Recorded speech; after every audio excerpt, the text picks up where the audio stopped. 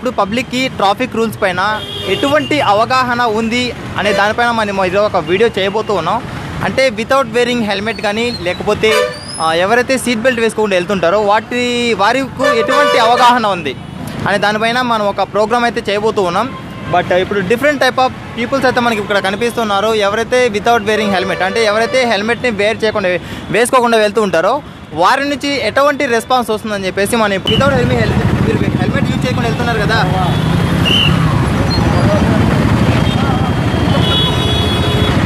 మీరు ఇప్పుడు helmet use చేయకుండా వెళ్తున్నారు, మీకు కానీ ఏదైనా ప్రమాదం జరిగితే మీ ఫ్యామిలీ వాళ్ళు బాధపడతారు, దాంతోపాటు కూడా మీరు కూడా బాధపడతారు. హెల్మెట్ యూజ్ చేయడం తప్పనిసరి అంటారా లేకపోతే అవసరం లేదంటారా? తప్పనిసరినే, compulsory. But why don't you wear helmet? అంటే ఎక్స్ప్లెనేషన్ ప్లీజ్. ఏం ఎక్స్ప్లెనేషన్ ఇస్తాం, మేము తప్పు చేస్తుంటే తప్పు కాబట్టి. అంటే మనం కొంచెం తప్పు చేసామనే ఒక భావన అయితే మనకు కలుగుతుంది, right? Thank you. But next time మాత్రం మీరు హెల్మెట్ అయితే యూజ్ చేయండి, అది మీకు మీ ఫ్యామిలీ మెంబర్స్ కూడా సేఫ్గా ఉంటుంది భయ్యా. Thank you. కావచ్చు, హెల్మెట్ వేసుకుంటే వెనకాల వచ్చి హారన్ కొట్టేది కూడా వినపడదు. మరి మీ నుంచి రెస్పాన్స్ ఓకే వినపడదు, అదైతే ఖచ్చితంగా వినపడదు. లోకల్లో ఉన్నప్పుడు నాకు తెలిసి హెల్మెట్ అవసరం లేదు. Where we are going outside the town rule చెప్తున్నారా, మీకు తెలిసిన ఇన్ఫర్మేషన్ చెప్తున్నారా? నాకు తెలిసింది చెప్తాను, అది రూలు కాదు ఏమి కాదు, మా కంఫర్ట్ చెప్తున్నాం. మన పర్పస్ కోసం అంటారా లేకపోతే రోడ్ సేఫ్టీ కోసం మాత్రం మనం యూజ్ చేయాలంటారా? మన పర్పస్ కోసమే కదా, మన సేఫ్టీ కోసం మాత్రం యూజ్ చేయాలంటారు. మన ఫ్యామిలీ కోసం కూడా యూజ్ చేయాలి కదా. బట్ మనం ఇప్పుడు హెల్మెట్ యూజ్ చేయలేదు కదా, ఇప్పుడు మనకు లోకల్ కదా. ఎస్, లోకల్ యూజ్ చేయాల్సిన అవసరం లేదంటే అంటారు. తక్కువ కాబట్టి లోకల్ యూజ్ చేయాల్సిన అవసరం లేదు. ఓకే ఇప్పుడైతే మన తప్పు లేకుండా వేరే వాళ్ళ మిస్టేక్ వల్ల జరిగితే, మనకు ఏదైనా యాక్సిడెంట్ జరిగితే మనకు ఏదైనా ఇంజూరీ జరిగే అవకాశం అయితే ఉంటుంది కదా. ఉంటుంది. బట్ మనం తప్పకుండా అయితే హెల్మెట్ అయితే యూజ్ చేయాలి కదా, అది లోకల్ అయినా లేకపోతే హైవేలోనే ఎక్కడైనా కూడా యూజ్ చేయాల్సిందే తప్పదు. ఓకే గైస్, ఇప్పుడు మనం తీసుకున్న దాంట్లో ఇప్పుడు వచ్చేసి మనకు వితౌట్ వేరింగ్ హెల్మెట్ చేస్తున్నప్పుడు కొంతమంది అయితే ట్రాఫిక్లో అవసరం లేదు, సిటీస్లో వెళ్తున్నప్పుడు అని చెప్పేసి కొంతమంది నుంచి మనకు రెస్పాన్స్ వస్తుంది. అదేవిధంగా ట్రాఫిక్లో వెళ్తున్నా మనం ఎటువంటి సిచ్యువేషన్లో ఉన్నా కూడా మనకు హెల్మెట్ వేర్ చేయాలని చెప్పేసి అయితే కొంతమంది చెప్తున్నారు. ఒక్కొక్కరి మెంటాలిటీ అని చెప్పేసి ఇప్పుడు మనకు ఇక్కడ ఈ ట్రాఫిక్లోనే మనం చూస్తూ ఉన్నాం ఫ్రెండ్స్. ఇక్కడ మనకు చాలామంది అయితే వితౌట్ వేరింగ్ హెల్మెట్ కనిపిస్తున్నారు. క్రైమ్ కదా సార్, బట్ మన సేఫ్టీ కోసం అయితే మనం చెప్తున్నారు, పోలీస్ వాళ్ళు చెప్తున్నారు, చాలా అవేర్నెస్ ప్రోగ్రామ్ అయితే చేస్తున్నారు. బట్ హెల్మెట్ అయితే మనం వేర్ చేయాలి కదా. కంపల్సరీ. హెల్మెట్ ఎందుకు యూజ్ చేయలేదు? హెల్మెట్ ఇంకా ఇంట్లో ఉంది, తెచ్చుకునేది మర్చిపోయినా ఈరోజు. మర్చిపోతే ఇన్ కేస్ ఆఫ్ మనకి ఏదైనా ప్రమాదం జరిగితే మర్చిపోవడం వల్ల మనకు ఒక ఇన్సిడెంట్ అనేది లైఫ్లో గుర్తుంచుకునే పోయే విధంగా ఉంటుంది. హెల్మెట్ యూజ్ చేయడం ఖచ్చితంగా అంటారా లేకపోతే కంపల్సరీ అంటారా? కాదా, కంపల్సరీ. బట్ నెక్స్ట్ టైం మాత్రం హెల్మెట్ యూజ్ చేయండి. బట్ పీపుల్స్కి మీరు ఏమైనా చెప్పదలుచుకున్నారు హెల్మెట్ గురించి? హెల్మెట్ ధరిస్తే మన ఫ్యామిలీ వాళ్ళకి సేఫ్, మన సేఫ్గా ఉంటాం, మన ఫ్యామిలీ మనం నమ్ముకుని ఉన్నాం. Thank you. యూజ్ చేయకుండా వెళ్ళడం వల్ల మీకు మీ ఫ్యామిలీ మెంబర్కి చాలా సఫర్ అవుతారు. ఇన్ కేసు ఏదైనా ప్రమాదం జరిగినా కూడా. హెల్మెట్ ఉంది, హెల్మెట్ వాడుతున్నా డైలీ. సార్ ఇప్పుడు యూజ్ చేయట్లేదు కదా? ఇప్పుడు ఇక్కడే ఉంది కదా. సరే, ఇక్కడే షాప్కి వెళ్ళి వచ్చాను, యూజ్ చేస్తున్నాం అనుకున్నా కూడా మనతో పాటు కూడా మన ఫ్యామిలీ మెంబర్స్ ఉంటారు. వితౌట్ వేరింగ్ హెల్మెట్ చేయడం వల్ల మనకు దీనిపైన ఎలా రెస్పాండ్ అవుతారు? కంపల్సరీ అయితే హెల్మెట్ ఉండాలి సార్, హెల్మెట్ యూజ్ చేయాలి. Why did you wear helmet sir? Helmet వచ్చి 5 minutesలో ఇక్కడ అర్జెంట్ పని ఉంటే వచ్చాను, అందుకోసం తీసుకుంటారు సార్. హెల్మెట్ యూజ్ చేయడం అయితే సిటీలో ఎక్కడైనా కంపల్సరీ యూజ్ చేస్తున్నాం సార్. యూజ్ చేయడం కంపల్సరీ అంటారా కాదంటారా? Compulsory sir. దెన్ మీరు ఇప్పుడు హెల్మెట్ ఎందుకు యూజ్ చేయాలంటారు సార్? సారీ సార్, తీసుకోలేదు. చిన్నదానికి హెల్మెట్ కావాలంటే ఓకే సార్, ఇప్పుడు మీరు లోకల్లో వర్క్ చేసిన ఇన్ కేసు మన తప్పు లేకుండా ఎదుటి వాళ్ళ తప్పుతో మనకు ఏదైనా ఇంజురీ జరిగితే మనకు జరుగుతుంది కానీ వాళ్ళు తప్పించుకుని వెళ్ళిపోతారు, రైట్ కదా? ఇప్పుడు మనం నేషనల్ హైవే 44లో ఉన్నాం. ఇది మనకు హైదరాబాద్ నుంచి ఇప్పుడు మన బెంగళూరుకి వెళ్తుంది.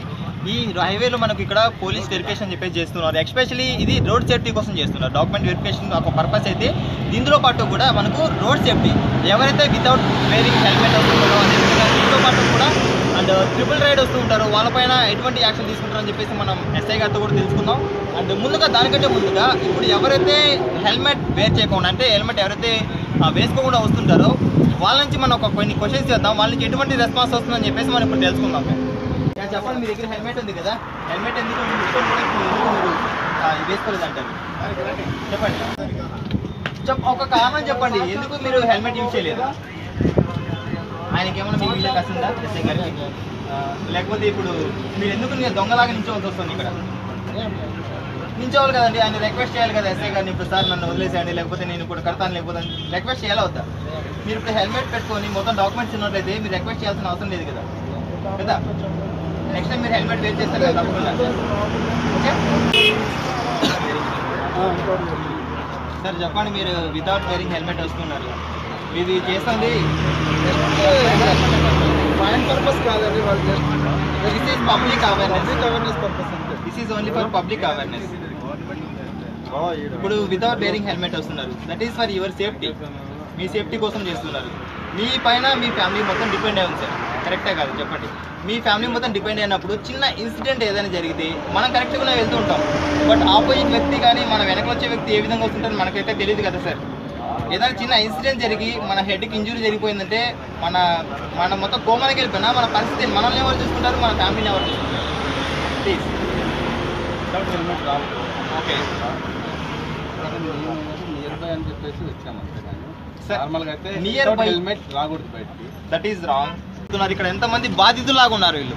ఒక పోలీస్ వారి దగ్గర ఒక ఇంత పరిస్థితి మనకైతే అవసరం లేదు, డైరెక్ట్గా మన దగ్గర కరెక్ట్ డాక్యుమెంట్స్ పెట్టుకుందాం. మన దగ్గర కరెక్ట్ డాక్యుమెంట్స్తో పాటు కూడా జస్ట్ వాళ్ళు చెప్తుంది ఏంటి, రోడ్ సేఫ్టీ అని చెప్పేసి మనకు తప్పకుండా మనం పాటించాల్సి ఉంటుంది. రోడ్ సేఫ్టీ అంటే ఏంటి, మన సేఫ్టీ కోసం మనం వెళ్తూ ఉన్నాం.